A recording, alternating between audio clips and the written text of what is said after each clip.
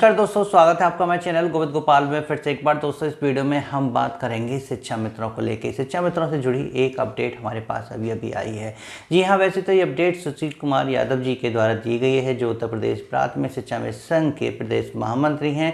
उन्होंने संदेश में शिक्षा मित्रों को कमेटी के बारे में जो बताया है, वही बात हम बहुत ही संक्षेप में शॉर्ट में आपको बताने जा रहे हैं। और साथ ही ये बताने जा रहे हैं कि सुशील कुमार यादव जी जो बताना नहीं चाह रहे हैं, शायद वो बात ये हो सकती है, लेकिन उसमें एक अच्छी खबर भी है और बुरी खबर भी है। दोनों ही बातें हम आपको इस वीडियो में बताएंगे, तो वीडियो के लास्ट तक ज़रूर बने रहिएगा। और चैनल पर नए हैं तो चैनल को सब्सक्राइब कर लीजिएगा।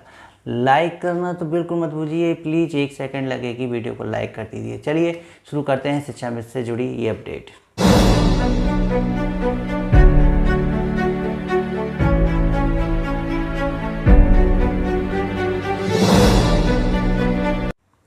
जी हाँ, हम पहले आपको बताएं कि सुशील कुमार यादव जी ने एक संदेश दे दिया है कमेटी की रिपोर्ट को लेके। उन्होंने जो बातें की उसमें कहा कि पहले हमने माननीय मुख्यमंत्री से मुलाकात करने का प्रयास किया था, जो सफल भी रहा, उनसे मुलाकात भी हुई और उन्हें अपनी समस्या से अवगत भी कराया। लेकिन उस समय उन्होंने इतना कुछ नहीं कहा। उन्होंने कहा कि हम चलिए इस बात पर आपका जो है कार्य करेंगे। लेकिन उसके बाद विभागीय बैठकों में तेज़ी आई है और जो मुख्य बात आई है ये कि कमेटी की रिपोर्ट में क्या छुपा हुआ है। सुशील कुमार यादव जी ने कहा कि जब कमेटी के सदस्यों से हमारी वार्ता हुई तो उन्होंने ये कहा कि आपकी समस्याओं का समाधान बस होने वाला है। मेन बात पहली कि मूल विद्यालय वापसी का जो आदेश है वो लगभग तैयार है, सहमति सबकी बन चुकी है और वो जारी किया जा सकता है। यानी मूल विद्यालय वापसी का आदेश हो सकता है। जो परेशानी आ रही है वो ये आ रही है कि जो महिला शिक्षा मित्र दूसरे ज़िले में शादी करके चली गई हैं, उनको वहाँ पर तैनाती नहीं दी जा सकती। ये एक क्राइटेरिया के अंतर्गत आता है कि ज़िले के अंदर ही जॉब करते हैं शिक्षक और शिक्षा मित्र, तो थोड़ा ज़िले से बाहर जाने पर कोई विधिक समस्या ना आए, इसलिए थोड़ा सा समय लग रहा है। ज़िले से बाहर जो महिला शिक्षा मित्र चली गई हैं शादी के बाद, वो वहाँ अगर पोस्टिंग करेंगी तो क्या होगा, इसमें लेकर भी चर्चाएं चल रही हैं। बाकी मूल विद्यालय वापसी का आदेश तो ऐसा है कि वो जल्द ही अधिकारी जारी कर भी सकते हैं, इस कमेटी की रिपोर्ट के साथ साथ भी कर सकते हैं। तो लेकिन ये तो मूल विद्यालय वापसी की बात रही है। इसमें अच्छी खबर यही है कि जिनको इसका जो लाभ लेना है, जो वास्तव में इसकी ज़रूरत समझते हैं, वो तुरंत इसका फ़ायदा उठाएंगे। लेकिन उन्होंने एक बात और ये भी कह दी कि अभी सरकार के मन में समान कार्य समान वेतन को लेके मंशा नहीं है, सहमति नहीं बन रही है। तो फिलहाल स्थायीकरण और समान कार्य समान वेतन को लेके कमेटी की रिपोर्ट में कुछ भी नहीं है। ये उन्होंने खुद कहा है, आप उनकी वीडियो में देख सकते हैं। उन्होंने कहा कि सरकार की मंशा भी समान कार्य समान वेतन और स्थायीकरण को लेकर नहीं है। लेकिन वो ये ज़रूर कह रही हैं, सनीसा कमेटी के सदस्य ये ज़रूर कह रहे हैं कि आपके लिए इतना ज़रूर कुछ ना कुछ कर रहे हैं कि आपका बाकी का जीवन आराम से गुजर जाए। महंगाई को देखते हुए भी उन्होंने ये बात कही कि महंगाई को देखते हुए आपके लिए इतना कुछ करने जा रहे हैं कि बाकी का जीवन आराम से गुजरता है। तो यहाँ ये बात क्लियर हो रही है, इसमें कोई संशय नहीं हो रहा कि उसमें सिर्फ और सिर्फ मानदेय बढ़ोतरी को लेके ही विचार विमर्श किया जा रहा है। स्थायीकरण को लेके बात नहीं हो रही है, न समान कार्य समान वेतन जो 40,000 रुपये बात की आ रही थी वो भी नहीं हो रही है, लेकिन मानदेय बढ़ोतरी की बात हो रही है। वो कितना होगा कि महंगाई के इस दौर में सम्मानजनक जीवन जिया जा सके और आगे तक जिया जा सके। तो उम्मीद तो ये है कि शायद एक अच्छी मानदेय वृद्धि देखी जा सकती है कमेटी की रिपोर्ट में। बस वो मानदेय वृद्धि होगी, ये थोड़ा दुख का विषय है। वरना लोग यानी शिक्षा मित्र उम्मीद कर रहे थे कि स्थायीकरण के साथ उन्हें वेतन दे दिया जाए। लेकिन मानदेय वृद्धि से भी काफ़ी शिक्षा मित्रों को राहत मिलेगी, इसमें कोई दोहराय नहीं है। और मानदेय वृद्धि अगर बहुत ज़्यादा अच्छी होती है तो ये अच्छी खबर होगी आम शिक्षा मित्रों के लिए, जो आर्थिक तंगी से परेशान हैं और जूझ रहे हैं। उन्होंने ये बात स्पष्ट तौर पर इनडायरेक्टली वैसे कह ही दी है कि मानदेय वृद्धि की रिपोर्ट कमेटी रिपोर्ट में आ सकती है।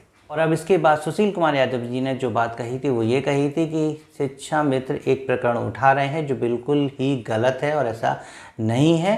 शिक्षा मित्र बिल्कुल ऐसा ना करें। उन्होंने जिस बारे में बात कही वो बात हम आपको क्लियरली थोड़ा विस्तृत रूप से बताते हैं कि विद्यालय में ऑनलाइन उपस्थिति को लेके चर्चा चल रही है। 15 जुलाई से शिक्षकों की ऑनलाइन उपस्थिति लगेगी, ये पहले ही आदेश आ चुका है, लेकिन उस आदेश में शिक्षक और शिक्षणेतर कर्मचारी या शिक्षक और शिक्षक कर्मचारी लिखा हुआ है। इस वजह से शिक्षा मित्र अपने आप को उससे अलग समझ रहा है। ये बहुत ही मूर्खता की बात है कि ऐसे किसी आदेश में अगर शिक्षा मित्र शब्द नहीं है तो वो अपने आप को शिक्षक समाज से अलग समझता है। शिक्षा मित्र शिक्षक समाज में ही आते हैं जब कोई ऐसे आदेश आते हैं, क्योंकि ऐसे आदेश में हर जगह शिक्षक, शिक्षा मित्र और अनुदेशक बार बार नहीं लिखा जाता है, शिक्षक ही लिखा जाता है। अभी हाल ही में सबसे लेटेस्ट जो ऑर्डर आया महानिदेशक महोदय जी का, जिसमें प्रधानाध्यापक के दायित्व समझाए गए हैं और शिक्षक के दायित्व बताए गए हैं, तो वहाँ पर प्रधानाध्यापक के दायित्व के बाद जब शिक्षक के दायित्व लिख रहे हैं तो वहाँ बार बार ये नहीं लिखा गया है कि वहाँ पर शिक्षक, शिक्षा मित्र और अनुदेशक की बात कही हो।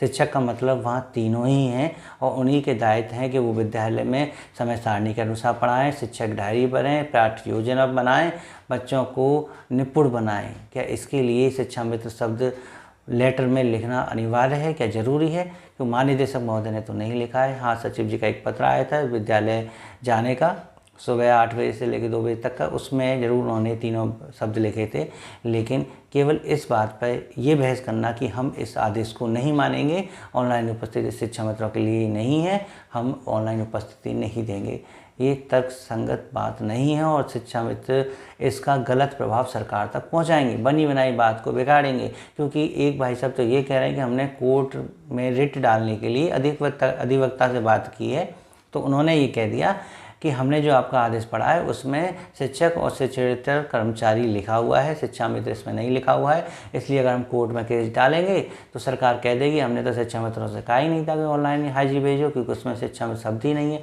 सरकार अपना बचाव इस तरह से कर लेगी, इसलिए हम कोर्ट में केस नहीं डालेंगे। ये भी बेवकूफ़ी वाली बातें हैं कि इस तरीके से किसी को हम कोर्ट में ले जाके ये कहें कि हम इस दायित्व का निर्वहन नहीं करेंगे। विद्यालय समय से उपस्थित होने के लिए क्या किसी ऐसे विशेष शब्द का इस्तेमाल करना ज़रूरी है? क्या विद्यालय में समय से पहुंचना शिक्षा मित्र की जिम्मेदारी नहीं है? इस हिसाब से तो वो कभी भी विद्यालय में पहुंचेंगे, केवल ऑनलाइन उपस्थिति शिक्षकों की रहेगी। ये भी बात कही जाती है कि शिक्षा मित्र एक समाज सेवी है और उसको अन्य सुविधाओं से वंचित रखा गया है, 11 महीने का मानदेय मिलता है, इसलिए वो ऑनलाइन उपस्थिति नहीं देगा। ये भी कोई तर्क संगत बात नहीं है, मूर्खतापूर्ण बात है बिल्कुल ऐसे कहना कि हम समाज सेवी हैं तो हम ऑनलाइन हाजिरी नहीं देंगे। ऑनलाइन हाजिरी देना हमारी बाध्यता भी है, आवश्यकता भी है, और अगर ऑनलाइन हाजिरी देते हैं तो हम ऑफलाइन भी देते हैं, रजिस्टर पर जाके साइन करते हैं। तो क्या समय विद्यालय समय के 2 घंटे बाद का डालते हैं, 3 घंटे बाद का डालते हैं, या हम जब पहुंचते हैं तब का डालते हैं? जो विद्यालय समय है उसी समय पर शिक्षा मित्र विद्यालय जाता है, वही समय रजिस्टर में लिखता है और पूरे दिन शिक्षण कार्य करता है, बच्चों को जो है शिक्षित करता है। तो इसमें ये शब्द कहना कि हम समाज सेवी हैं और हम एक राज्य कर्मचारी नहीं हैं तो हम इस आदेश को नहीं मानेंगे, कोर्ट में जाएंगे, सरकार के खिलाफ जाएंगे, ये गलत है। इस तरह से नहीं करना है। सुशील कुमार यादव जी का यही कहना है कि उन व्यर्थ की बातों में ना पड़ के सरकार के विपक्ष में कुछ नहीं बोलना है, समझदारी से बात करनी है। अगर ऐसा करते हैं तो निस्संदेह आपको नुकसान उठाना पड़ेगा। तो समय से विद्यालय जाना है, चाहे ऑनलाइन हाजिरी लगे चाहे ना लगे, विद्यालय पहुँचकर बच्चों को शिक्षित करना है, अपना कार्य पूरी ईमानदारी से करना है। तो बस शिक्षा मित्रों से जुड़ी हमारे पास यही अपडेट थी। बाकी आपका क्या कहना नीचे कमेंट करके ज़रूर बताइएगा। वीडियो अच्छी लगी हो तो प्लीज़ लाइक कीजिएगा, शेयर कीजिएगा, चैनल पर नहीं हो तो चैनल को सब्सक्राइब कर लीजिएगा। मिलेंगे आपसे अगली वीडियो में ऐसी कुछ अपडेट के साथ। तब तक के लिए नमस्कार, जय हिंद।